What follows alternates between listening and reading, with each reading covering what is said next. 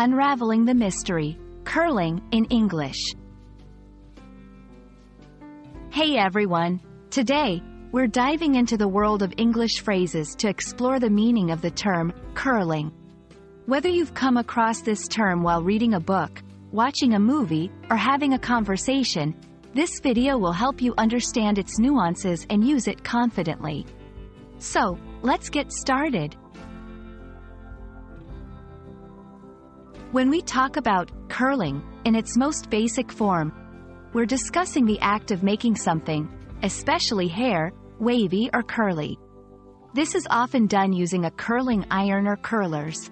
Example, she spent an hour curling her hair for the party.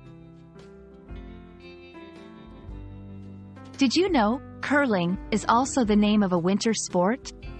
That's right. In this sport, players slide heavy, polished granite stones, known as rocks, on a sheet of ice towards a target area, which is segmented into 4 concentric circles.